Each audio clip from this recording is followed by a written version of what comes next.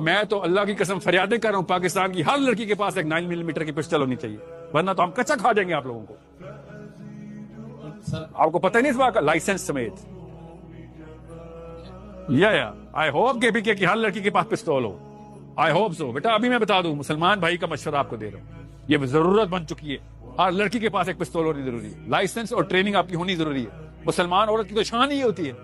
آپ ابھی تک سونے چاندی میں پھنسے ہوئے، بچے ہمارے وہاں پہ ذبح ہو رہے ادھر. اپنے وقت کو پہچانے، ہم امن کے دور میں نہیں رہ رہے ہیں. ہماری غیرت کیوں نہیں ٹریگر کر رہی؟ پھر کہتے ہیں میں مینیپولیٹ کر رہا ہوں. غیرت کو آواز دینا مینیپولیٹ کرنا ہوتا ہے.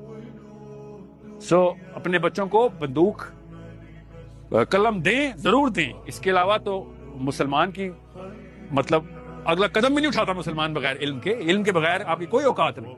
مگر جتنا مرضی علم لے آئیں، راج اسی کا جس کے پاس ڈنڈا ہے.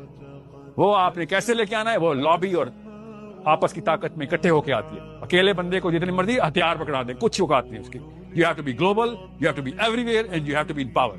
اور میں صرف ہتھیار کی بات نہیں کر رہا ہوں، مال و زر بھی مسلمانوں کے پاس ہونا ضروری ہے.